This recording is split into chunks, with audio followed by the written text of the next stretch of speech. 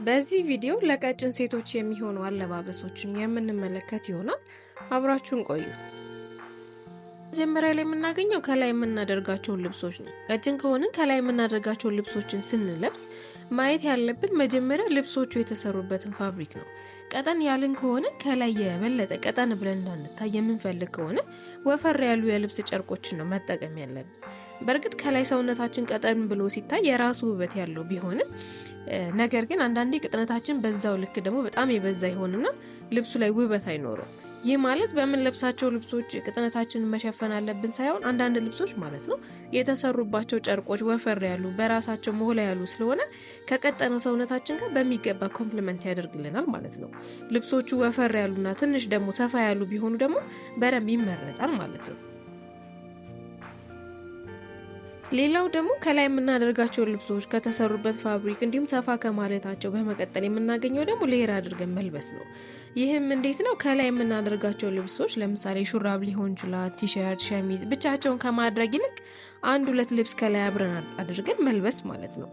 ይህ አለባበስ ማለት ነው ቀጭን ሴቶች ላይ በጣም ነው የሚያምረው። ለምሳሌ ሹራብ ካደረግን ማለት ነው በውስጥ በኩል የሚታይ ቲሸርት ማድረግ ወይም ደግሞ ሸሚዝ ሊሆን ይችላል ማድረግ። ሸሚዝ ካደረግን ደግሞ ማለት ነው በልካችን ከሆነ ከላይ ሰደርያ ማድረግ፣ አጠር ያለ ቶፕ ካደረግን ደግሞ ረዘም ያሉ ሸሚዞችን፣ ጃኬቶችን አድርገን ሌየር አድርገን መልበስ እንችላለን ማለት ነው። በአጠቃላይ ቀጭን ከሆነ ማለት ነው ከላይ የምናደርጋቸው ልብሶች መጀመሪያ ላይ የተሰሩባቸው ፋብሪኮች ወይም ጨርቆች ወፈር ያሉ መሆናቸውን ማየት፣ እንዲሁም ደግሞ ጠበቅ ከሚሉብን ደግሞ ሰፋ ያሉ መሆናቸውን ማየት አለብን። እንዲሁም ደግሞ ብቻቸውን ልብሶችን ከምናደርግ ይልቅ 2-3 ልብስ አንድ አይነት አድርገን በከለርም በዲዛይናቸውም ብዙም የማይረባበሹ አይነቶችን ማለት ነው አንድ ላይ አድርገን ብንለብስ ቀጭን ከሆነ በጣም የሚያምሩብን አለባበሶች ናቸው። በመቀጠል የምናገኘው ደግሞ ከታች የምናደርጋቸው ሱሪዎችን። ከታች የምናደርጋቸው ሱሪዎች ቀጭን ከሆነ መጀመሪያ ማየት ያለብን እንደ ቶፕ ልብሶች ሁሉ ማለት ነው ከላይ እንደምናደርጋቸው ልብሶች ሁሉ የተሰሩበትን ጨርቅ ወይም ፋብሪክ ነው።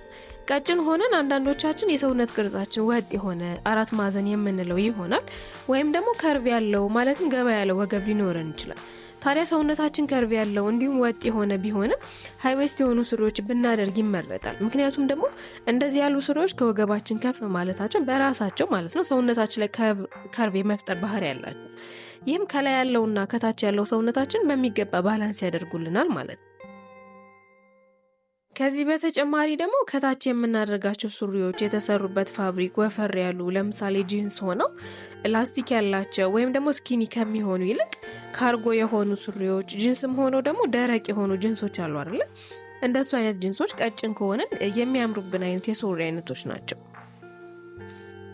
አንዳንድ ልብሶች የተሰሩት ለአንዳንድ የሰውነት ቅርጽ ብቻ ይመስላል። አሁን ሰፋ ያሉ ሱሪዎች ካርጎ የምንላቸውን ደረቅ ጂንሶችም ብናያቸው ማለት ነው ከሌላው አይነት የሰውነት ቅርጽ ሁሉ በተለየ ቀጭን ሴቶች ላይ የሚያምሩ የሱሪ አይነቶች ናቸው። ሰውነታችን ኦሬዲ ቀጠን ያለ ስለሆነ ማለት ነው እንደዚህ አይነት ሱሪዎችን በምናደርግበት ወቅት ሰውነታችን ላይ ሱሪዎቹ የሚጨምሩት ስፋት እና ውፍረት አለ። ስለዚህም ቀጠን ካለው ሰውነታችን ጋር ባላንስ የሆነ እይታን ይፈጥርልናል። በተቃራኒው ደግሞ ሰውነታችን ላይ የሚጣበቁ ሱሪዎች አሉ አይደል? በተለይ ስኪኒ የሆኑ ጂንሶች የበለጠ ቀጭን የሚያስመስሉ ሱሪዎች ናቸው። ባንለብሳቸው ይመረጣል። የኛ ፍላጎት ወይም ኢንትረስት ደግሞ እንደሱ አይነት ከሆኑ ማለት ነው ከላይ የምናደርጋቸውን ሸሚዞች፣ ሹራቦችን ሰፋ አርገን አድርገን ማለት ነው ከታች እነሱን ማድረግ እንችላለን። ይህም ደግሞ ሰውነታችን ላይ ጥሩ የሚባል ፕሮፖርሽን ይፈጥርልናል። ከላይ እስከታች ጥብቅ ያለ ብንለብስ ሰውነታችን ላይ ምንም ብሬክ አለመኖሩ እንዲህ ምንም ፕሮፖርሽን አለመኖሩ አለባበሳችን ያበላሽብናል፣ የማያምር ያደርገዋል ማለት ነው። በተቃራኒው ደግሞ ከላይ ሰፋ ያለ አድርገን ከታች ደግሞ ጠበቅ ያለ በምናደርግበት ወቅት አለባበሳችን ሙሉ የሆነና የሚያምር ያደርገዋል ማለት ነው።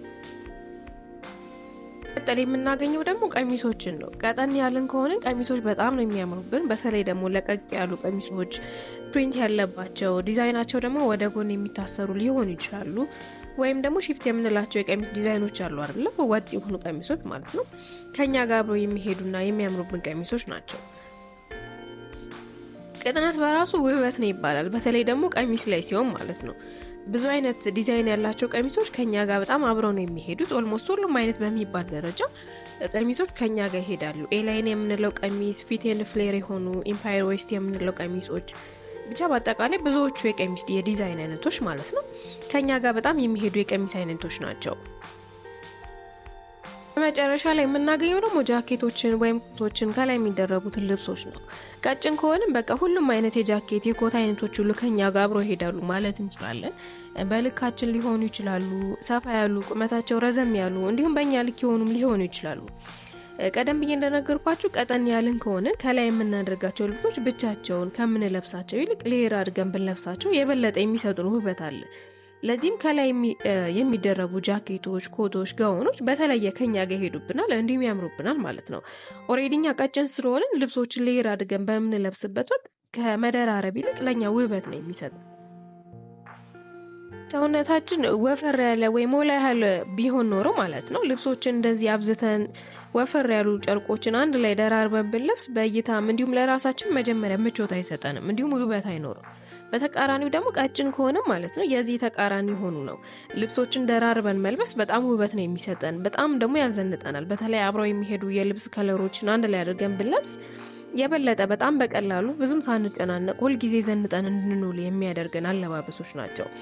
ስለዚህም ቀጭን ከሆነ ከላይ የሚደረቡ ጃኬቶች፣ ኮቶች እንዲሁም ጋውኖች፣ ሸሚዞችም ሊሆኑ ይችላሉ ከኛ ጋር አብረው የሚሄዱና የሚያምሩብን አለባበሶች ናቸው ማለት ነው። ቪዲዮውን እስከ መጨረሻው ስለተመለከታችሁ እናመሰግናለን።